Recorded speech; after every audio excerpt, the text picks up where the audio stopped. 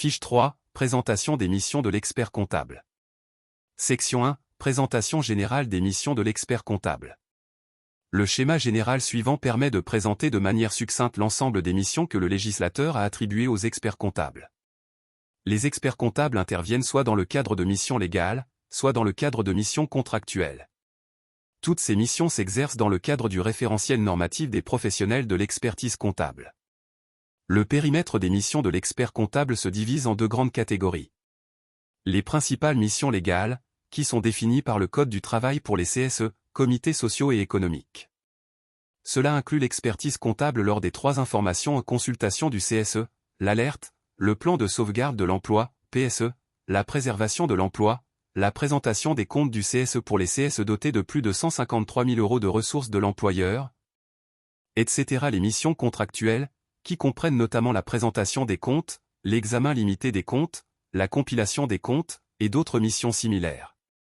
Parmi les missions légales, on trouve aussi la présentation des comptes de campagne des candidats aux élections politiques, la délivrance du visa fiscal, la mission de tiers de confiance, l'assistance à l'établissement du relevé des frais de mandat d'un député financé par avance mensuelle de l'Assemblée nationale.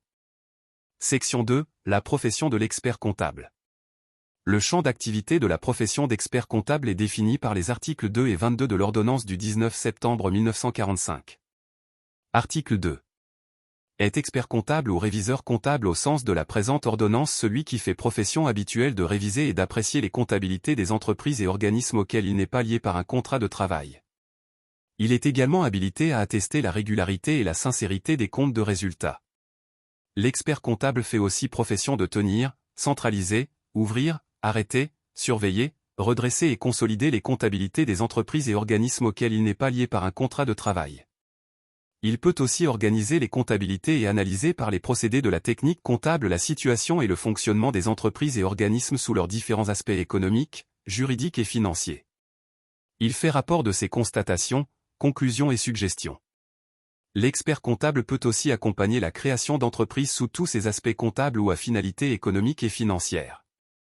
Les membres de l'ordre, les sociétés pluriprofessionnelles d'exercice, les succursales et les associations de gestion et de comptabilité peuvent assister, dans leurs démarches déclaratives à finalité fiscale, sociale et administrative.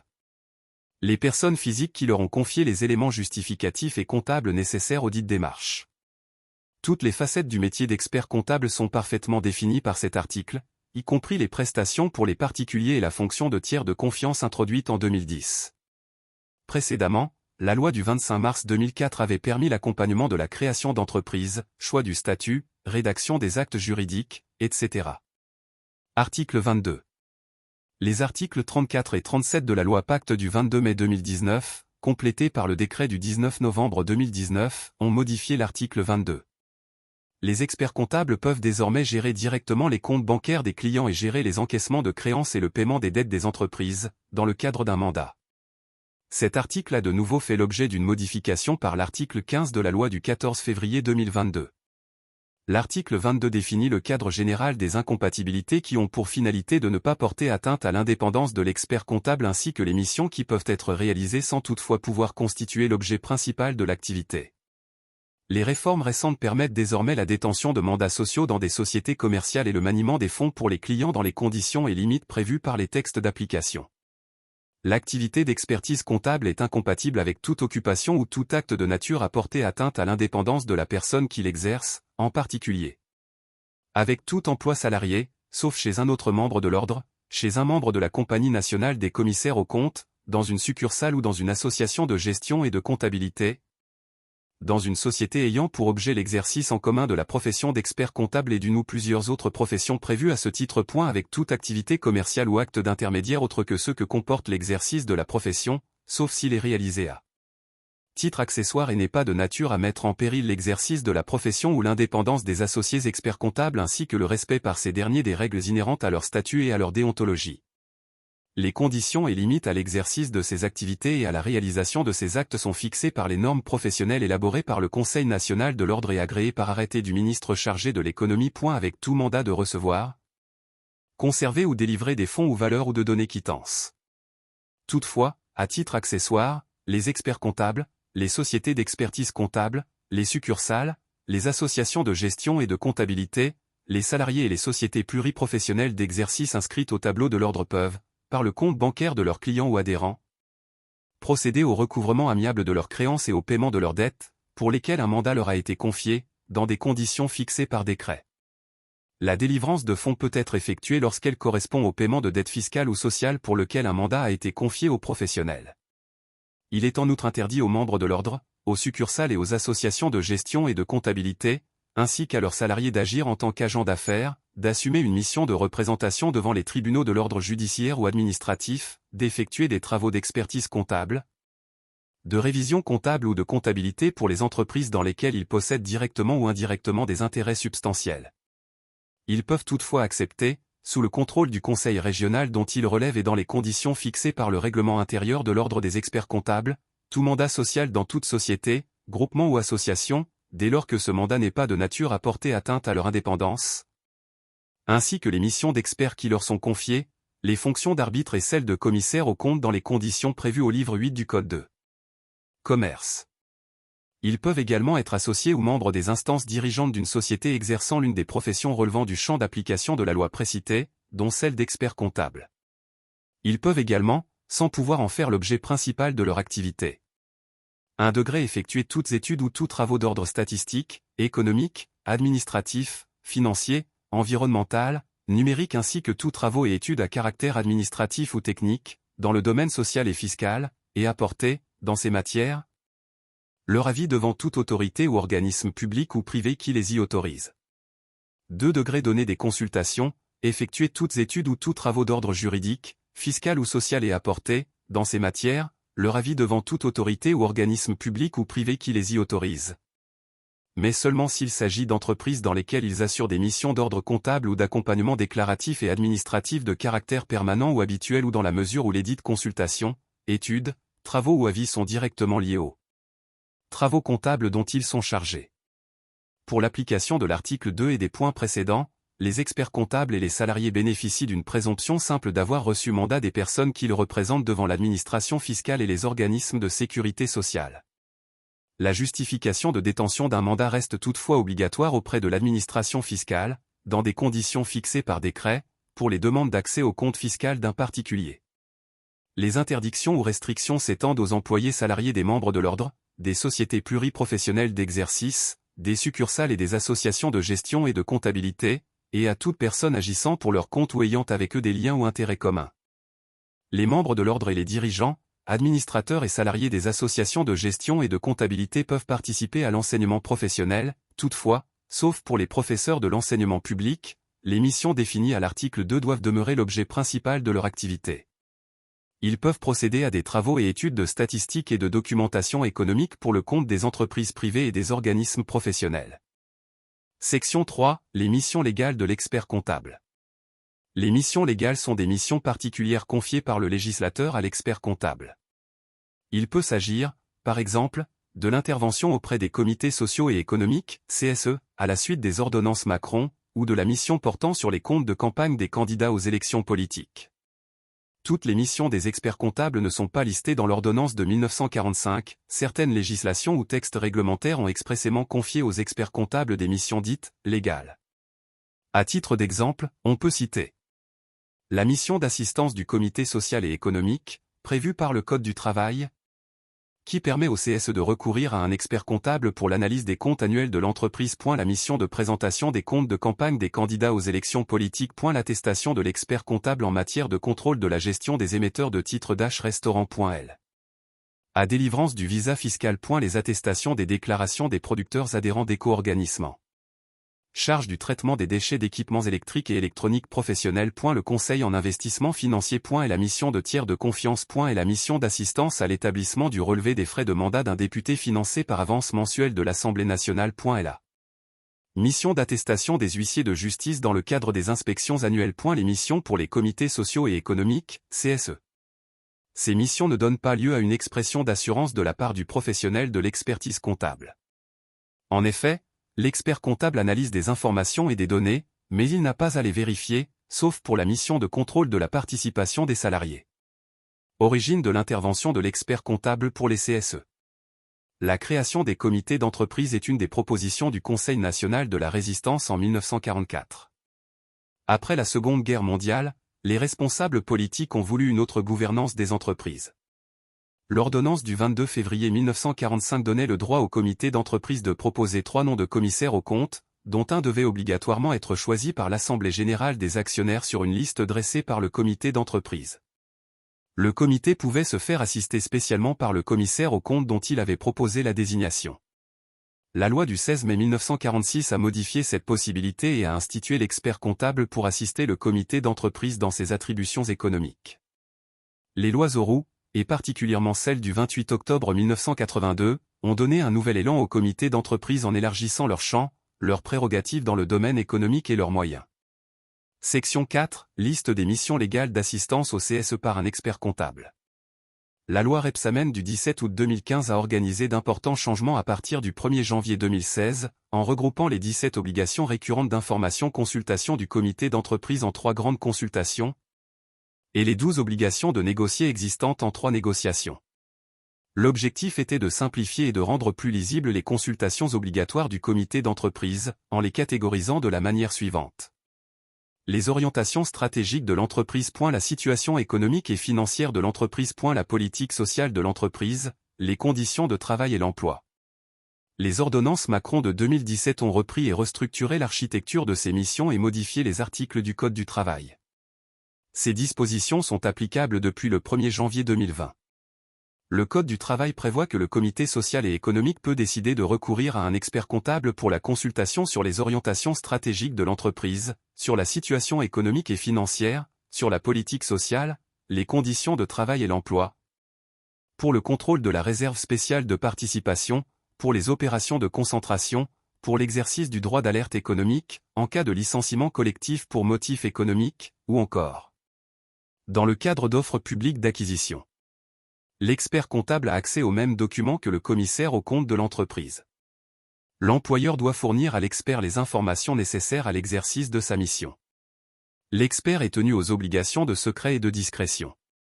Les membres de la délégation du personnel du comité social et économique sont tenus au secret professionnel pour toutes les questions relatives aux procédés de fabrication, et à une obligation de discrétion pour les informations confidentielles présentées comme telles par l'employeur. En cas d'opération de concentration ou d'offre publique d'acquisition, l'expert a accès aux documents nécessaires à l'élaboration de son rapport. Section 5, cadre d'intervention et rémunération de l'expert comptable auprès du CSE. Les ordonnances Macron de réforme du Code du travail, validées par la loi de ratification du 29 mars 2018, ont organisé la fusion des 3 instances représentatives du personnel, les délégués du personnel, les CHSCT et les comités d'entreprise, pour former, au plus tard le 1er janvier 2020, le Comité social et économique, CSE. Un accord doit déterminer, pour une ou plusieurs années, le nombre d'expertises dans le cadre des consultations récurrentes du CSE. Certaines expertises restent financées en totalité par l'employeur. Il s'agit de la consultation sur la situation économique et financière, de la mission subséquente relative au contrôle de la réserve spéciale de participation, de la consultation sur la politique sociale, du plan de sauvegarde de l'emploi, PSE, et en cas de risque grave. Dans les autres cas, le CSE devra participer à hauteur de 20% au coût d'une expertise qu'il décide de lancer. Cela concerne, par exemple, les expertises en cas de projet important modifiant les conditions de travail, un cadre fréquent pour les expertises CHSCT, en cas d'offre publique d'acquisition, OPA, en cas de droit d'alerte économique, ou sur les orientations stratégiques. À l'exception du PSE, auquel cas la directe est compétente, l'employeur peut saisir le juge dans les 10 jours s'il veut contester. La délibération du CSE sur l'expertise, le choix de l'expert, le coût prévisionnel, l'étendue et la durée de l'expertise ou le coût final de l'expertise. Le juge statue en référé dans les 10 jours. Le délai de pourvoi est de 10 jours. À compter de la désignation de l'expert, ce dernier doit notifier dans les 10 jours à l'employeur le coût prévisionnel, l'étendue et la durée de l'expertise. L'expert remet son rapport 15 jours avant l'expiration des délais de consultation du CSE, 8 jours à compter de la notification d'une opération de concentration ou 2 mois pour les expertises hors consultation, délai renouvelable une fois. Section 6, mission légale de présentation des comptes du CSE. La loi du 5 mars 2014 relative à la formation professionnelle, à l'emploi et à la démocratie sociale a fixé, dans son article 32, les obligations comptables applicables aux comités d'entreprise, devenus aujourd'hui comités sociaux et économiques. Cette loi a créé des obligations comptables différenciées en fonction de critères de taille. L'économie générale de ces dispositions a été reprise pour les CSE. Les ordonnances dites « Macron » de septembre et décembre 2017 n'ont pas modifié ces obligations pour les comités sociaux et économiques. Toutefois, les sources de ces obligations relèvent désormais de nouvelles dispositions issues du décret du 29 décembre 2017 relatif au comité social et économique. Ces dispositions précisent les obligations comptables des CSE, qui devront être présentées par un expert comptable rémunéré par le CSE sur son budget AEP de 0,2%. Cette mission légale concerne les CSE dont les ressources nettes de subventions et contributions de l'employeur excèdent 153 000 € et dont les données E2 des trois critères sont inférieures au seuil défini à l'article R612-1 du Code de commerce. 3,1 millions d'euros de ressources nettes globales, 1,55 million d'euros de total de bilan et 50 salariés. Si deux de ces trois seuils sont franchis, le CSE devra obligatoirement désigner un commissaire aux comptes. En synthèse, on distingue trois niveaux d'obligation. Si les ressources nettes de subvention du CSE sont inférieures ou égales à 153 000 €, il n'y a pas d'expert comptable ni de commissaire aux comptes obligatoire. Et si les ressources nettes de subvention à contribution du CSE excèdent 153 000 €, mais que les données ne franchissent pas deux des trois seuils de l'article R612-1 du Code de commerce, l'expert comptable est obligatoire. Et si deux des trois seuils sont franchis, ressources, 3,1 millions d'euros, bilan, 1,55 million d'euros, effectif, 50 salariés en CDI, il n'y a pas d'expert comptable obligatoire mais la désignation d'un commissaire aux comptes est obligatoire. Ces obligations sont applicables à compter des exercices ouverts au 1er janvier 2015 ou 2016 selon les cas. Section 7. Intervention pour les comptes de campagne des candidats aux élections politiques. Dans le cadre des dispositions législatives relatives aux campagnes électorales, l'expert comptable a pour mission, depuis le 11 mars 1988, de présenter le compte de campagne des candidats aux élections politiques. Même si les tâches comptables et financières sont exécutées par des tiers, mandataires et experts comptables, le candidat demeure responsable de la sincérité de son compte et le confirme dans une lettre déclarative annexée à la lettre de mission de l'expert comptable. Le législateur a confié à l'expert comptable trois types de missions. La mission légale de présentation des comptes de campagne, il s'agit de mettre en forme les informations préparées par le candidat et son mandataire, en s'assurant de la concordance du compte de campagne avec les pièces justificatives fournies. Cette mission n'a pas pour but de s'assurer du bien fondé des dépenses et des recettes, ni de leur exhaustivité. Et la mission de conseil dans le cadre du bon déroulement budgétaire et comptable de la campagne électorale. Et la mission d'accompagnement dans l'établissement de la déclaration de patrimoine du candidat. Section 8. Délivrance du visa fiscal. Les experts comptables inscrits peuvent, s'ils le souhaitent, se prévaloir de l'autorisation d'exercer le visa fiscal. Grâce à cette mesure, les clients de ces professionnels bénéficient de l'avantage fiscal de non-majoration de 10% sur leurs bénéfices imposables pour l'année 2022. Cette majoration sera définitivement supprimée à compter de l'imposition des revenus de l'année 2023. Les clients concernés sont les contribuables titulaires de revenus passibles de l'impôt sur le revenu, dans la catégorie des bénéfices industriels et commerciaux, des bénéfices non commerciaux ou des bénéfices agricoles, soumis à un régime réel d'imposition. Pour cela, les professionnels de l'expertise comptable doivent disposer d'une autorisation délivrée par le commissaire du gouvernement auprès du Conseil régional de l'ordre des experts comptables dans le ressort duquel ils sont inscrits.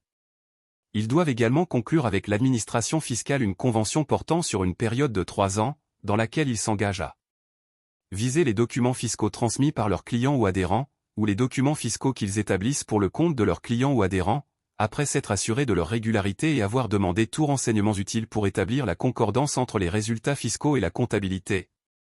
Procéder à un examen de cohérence et de vraisemblance du résultat déclaré à partir notamment de ratios économiques et financiers, dématérialisés et télétransmettre aux services fiscaux, selon la procédure prévue, les déclarations de résultats, leurs annexes et les autres documents les accompagnant, fournir annuellement à leurs clients ou adhérents commerçants, agriculteurs ou artisans un dossier de gestion. Fournir annuellement à leurs clients ou adhérents un dossier d'analyse économique en matière de prévention des difficultés économiques et financières, se soumettre à un contrôle spécifique défini par l'administration fiscale. Section 9, mission de tiers 2. Confiance. Le contribuable assujetti à l'obligation de dépôt d'une déclaration annuelle de revenus et qui sollicite le bénéfice de déduction du revenu global, de réduction ou de crédit d'impôt peut remettre les pièces justificatives des charges correspondantes à une personne exerçant la mission de tiers de confiance. La mission du tiers de confiance consiste exclusivement, sur la base d'un contrat conclu avec le contribuable, à réceptionner les pièces justificatives déposées et présentées par le contribuable à l'appui de chacune des déductions, réductions ou crédits d'impôt, établir la liste de ces pièces, ainsi que les montants y figurant, attester l'exécution de ces opérations, assurer la conservation de ces pièces jusqu'à l'extinction du délai de reprise de l'administration, les transmettre à l'administration sur sa demande. La mission de tiers de confiance est réservée aux personnes membres des professions réglementées d'avocats, de notaires et de l'expertise comptable. 2 conditions doivent être remplies par l'expert comptable, la signature d'une convention triennale avec l'administration et la conclusion d'une lettre de mission avec le client. Section 10, Examen de conformité fiscale, ECF. Dans la continuité des mesures relatives au « droit à l'erreur » mises en place par la loi ESSOC, un nouvel outil est proposé aux entreprises afin de s'assurer de la bonne application des règles fiscales et d'accroître leur sécurité en matière fiscale, l'examen de conformité fiscale, ECF. Créé par le décret du 13 janvier 2021, il s'agit d'une prestation contractuelle au titre de laquelle un prestataire, commissaire aux comptes, expert comptable, avocat, association de gestion et de comptabilité ou organisme de gestion agréé, s'engage, à la demande d'une entreprise, à se prononcer sur la conformité aux règles fiscales de 10 points précis, définis par un cahier des charges de l'administration. Cela concerne toutes les entreprises, quelle que soit leur forme, leur régime d'imposition ou leur chiffre d'affaires. L'expert comptable qui ne souhaite pas réaliser lui-même le CF peut se rapprocher de ses partenaires habituels, notamment les organismes de gestion agréés, OGA, pour réaliser cette mission. Lorsque l'expert comptable indique dans la déclaration de résultat de son client qu'il réalise le CF mais qu'il en confie la réalisation à un OGA, il doit indiquer dans la lettre de mission signée avec son client les coordonnées de l'OGA à qui il entend confier la réalisation de tout ou partie de l'ECF, et signer un contrat de prestation de service avec l'OGA. Ce contrat est complété par des avenants successifs qui précisent pour chaque nouveau client la durée de la mission, la période sur laquelle porte le CF, les points du chemin d'audit concerné et la répartition qui est faite, le détail des pièces nécessaires à la réalisation de l'ECF, et le montant des honoraires détaillés pour chacun des points du chemin d'audit. L'ECF permet ainsi de sécuriser la situation fiscale de l'entreprise sur les questions courantes et de limiter les risques et conséquences d'un contrôle fiscal. L'administration fiscale prendra en compte l'existence de cette relation de confiance dans sa programmation des contrôles. Le chemin d'audit comprend 10 points précis, considérés comme les points fiscaux les plus fréquemment contrôlés. La conformité du FEC au format défini par la réglementation, la qualité comptable du FEC au regard des principes comptables, la détention d'un certificat ou d'une attestation individuelle de l'éditeur dans le cas où l'entreprise serait dans le champ de l'obligation prévue par la loi. Le respect des règles sur le délai et le mode de conservation des documents, la validation du respect des règles liées au régime d'imposition appliqué en matière d'impôt sur les sociétés et de TVA, les règles de détermination des amortissements et leur traitement fiscal, les règles de détermination des provisions et leur traitement fiscal, les règles de détermination des charges à payer et leur traitement fiscal, la qualification et la déductibilité des charges exceptionnelles, le respect des règles d'exigibilité en matière de TVA. Un cahier des charges précise les modalités de conduite de l'ECF pour chaque point du chemin d'audit et détermine les obligations du prestataire dans sa relation contractuelle avec l'entreprise. Si l'entreprise fait l'objet d'un ECF, une mention doit en être portée dans la déclaration de résultat de l'exercice concerné. Une fois la déclaration de résultat déposée avec la mention d'un ECF, le prestataire peut commencer ou terminer son examen. Cette mention vaut mention expresse. L'examen de conformité fiscale porte sur un exercice fiscal et fait l'objet d'un compte-rendu de mission rédigé par le prestataire, suivant le modèle défini par arrêté. Ce document doit être transmis à la Direction générale des finances publiques au plus tard le 31 octobre de l'année du dépôt de la déclaration de résultat, ou dans les 6 mois suivant le dépôt dans les autres cas. Il doit être conservé par les parties jusqu'à la prescription du droit de reprise de l'administration fiscale. Cette mesure n'exonère pas l'entreprise de ses obligations, mais en cas de contrôle entraînant un rappel d'impôt sur un point audité et validé par le prestataire, l'entreprise peut demander le remboursement de la part des honoraires correspondants. Par ailleurs, si l'entreprise a bien pris en compte les recommandations formulées par l'auditeur, la Direction générale des finances publiques pourrait ne pas exiger le paiement de pénalités ni d'intérêts de retard. En substance, l'examen de conformité fiscale s'inscrit dans une perspective de substitution au visa fiscal. Section 11, les missions contractuelles de l'expert comptable. Les missions normalisées qui donnent lieu à une expression d'assurance. L'expression d'une assurance, modérée ou raisonnable, par le professionnel de l'expertise comptable permet aux tiers utilisateurs des informations de l'entité d'apprécier le degré de confiance à accorder à ces informations. La nature et le degré d'assurance obtenu dépendent de la nature et de l'étendue des diligences mises en œuvre ainsi que du résultat de celles-ci. Les missions d'assurance portant sur des comptes complets historiques. Les normes professionnelles distinguent 3 types de missions. 1. La mission de présentation de comptes, NP 2003 Sens. Cette mission, spécifique à la France, a pour objectif de permettre aux professionnels de l'expertise comptable d'exprimer une assurance modérée sur la cohérence et la vraisemblance des comptes annuels. Au moment de la formulation de la conclusion de l'expert comptable dans son attestation, celui-ci peut conclure favorablement avec ou sans observation, ou refuser d'attester. Lorsque la conclusion est favorable, l'expert comptable indique qu'il n'a pas relevé d'éléments de nature à remettre en cause la cohérence et la vraisemblance des comptes de l'entité pris dans leur ensemble. L'objectif n'est pas de se prononcer sur la régularité, la sincérité et l'image fidèle de ces comptes, ni de déceler les erreurs, actes illégaux ou autres irrégularités, comme des fraudes ou des malversations éventuelles. La mission de présentation peut porter sur des comptes annuels ou intermédiaires. 2. La mission d'examen limité de comptes, NP 2400. Cette mission permet d'exprimer une assurance modérée sur la régularité et la sincérité des comptes ainsi que sur l'image fidèle donnée par ceux-ci du patrimoine, de la situation financière et du résultat de l'entité à la fin de la période écoulée. Sur la base de diligences limitées par rapport à un audit, l'expert comptable conclura qu'il n'a pas relevé d'éléments le conduisant à considérer que ces comptes ne sont pas établis, dans tous leurs aspects significatifs, conformément au référentiel comptable applicable. La mission d'examen limité peut porter sur des comptes annuels, des comptes consolidés ou des comptes intermédiaires. 3. La mission d'audit d'état financier. Cette mission permet d'exprimer une assurance raisonnable portant sur la régularité, la sincérité des comptes et l'image fidèle donnée par ceux-ci du patrimoine, de la situation financière et du résultat de l'entité à la fin de la période écoulée. La mission d'audit d'état financier est destinée à répondre à un besoin d'assurance supérieur à celle résultant d'un examen limité. Pour la mise en œuvre de cette mission, le professionnel doit respecter les normes internationales d'audit, ISA, transposées dans le référentiel normatif français. La mission d'audit d'état financier peut porter sur des comptes annuels, intermédiaires ou consolidés. 4. La mission d'audit d'état financier dans une petite entité, NP 2910. Les objectifs poursuivis par le professionnel qui réalise un audit des états financiers d'une petite entité sont identiques à ceux d'un audit classique, indépendamment de la taille de l'entité. Il s'agit d'obtenir l'assurance raisonnable que les états financiers ne comportent pas d'anomalies significatives, que celles-ci résultent de fraude ou d'erreur, et de pouvoir exprimer une opinion sur la conformité des états financiers au référentiel comptable applicable. Les missions d'assurance sur des informations autres que des comptes complets historiques. 2 normes sont prévues par le cadre de référence. 1. La mission d'assurance sur des informations autres que des comptes complets historiques, NP 3100.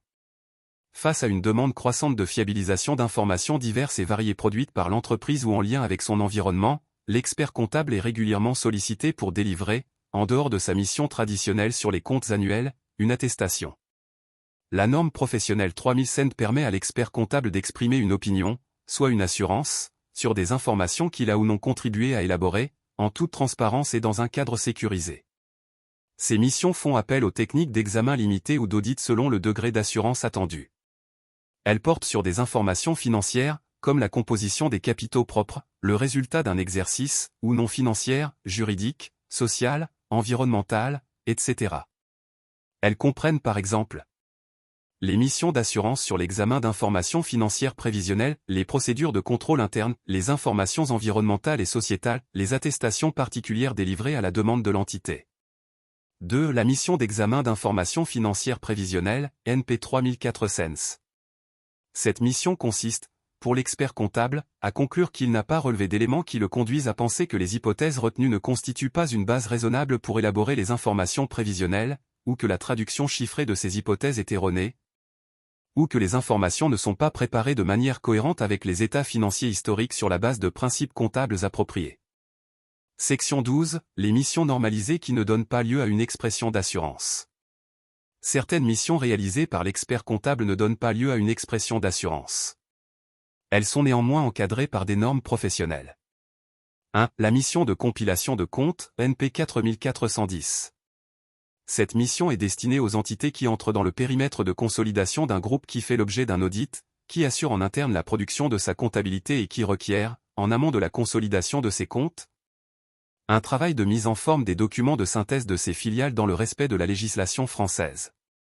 Dans une mission de compilation, le professionnel de l'expertise comptable utilise ses compétences pour recueillir, classer et présenter la synthèse d'informations financières sous une forme compréhensible et exploitable, sans être tenu par l'obligation de contrôler les déclarations sur lesquelles s'appuient ces informations. Les procédures mises en œuvre ne permettent pas, et n'ont pas pour objectif de permettre, aux professionnels de donner une assurance quelconque sur les informations financières. Cette mission s'inscrit donc parmi les missions sans expression d'assurance. La mission de compilation de comptes peut porter sur des comptes annuels ou intermédiaires. 2. La mission d'examen d'informations sur la base de procédures convenues, NP 4400. Cette mission est destinée aux interventions qui portent sur une des parties des comptes annuels, comme l'examen de certaines rubriques de comptes complets historiques. Elle peut également porter sur un jeu complet de comptes lorsque tout ou partie des diligences requises par les normes de présentation, d'examen limité ou d'audit n'a pas été appliquée. L'objectif d'une mission d'examen d'informations sur la base de procédures convenues consiste, pour le professionnel de l'expertise comptable, à mettre en œuvre des procédures définies d'un commun accord avec la direction de l'entité et éventuellement avec des tiers intéressés, et de communiquer dans un rapport écrit les procédures convenues mises en œuvre et les constats qui résultent de ces procédures. Dès lors que le professionnel ne rapporte que sur des constats, aucune assurance n'est exprimée dans son rapport. Il appartient aux destinataires du rapport d'apprécier les procédures et les constats du professionnel et de tirer leurs propres conclusions à partir des travaux mis en œuvre et de la nature de ces constats. 3. Les missions particulières sans assurance confiées par la loi ou le règlement. Il s'agit de missions particulières confiées par le législateur, comme l'intervention du professionnel de l'expertise comptable auprès du comité social et économique ou la mission portant sur les comptes de campagne des candidats aux élections politiques. Ces missions ne donnent pas lieu à une expression d'assurance de la part du professionnel de l'expertise comptable. Elles doivent être réalisées dans le respect des textes qui les prévoient, des dispositions du Code de déontologie des professionnels de l'expertise comptable, de la norme anti-blanchiment et de la norme professionnelle de maîtrise de la qualité. Section 13. Les autres missions ou prestations du professionnel de l'expertise comptable ne faisant pas l'objet d'une norme professionnelle spécifique. La diversité des besoins des entités laisse place à des missions ne faisant pas l'objet de normes spécifiques. Ces missions, généralement mises en œuvre par le professionnel de l'expertise comptable à la demande de la direction de l'entité pour ses propres besoins, ne donnent pas lieu à l'expression d'une assurance. Elles sont régies par les dispositions du Code de déontologie des professionnels de l'expertise comptable, par la norme contre le blanchiment des capitaux et le financement du terrorisme, et par la norme de maîtrise de la qualité des missions au sein des structures d'exercice professionnel. La contribution apportée par les membres de l'ordre à l'exécution des obligations d'une entité cliente ou adhérente relève de cette catégorie d'intervention, que les obligations de cette entité soient de nature comptable, financière, juridique, fiscale, sociale ou autre.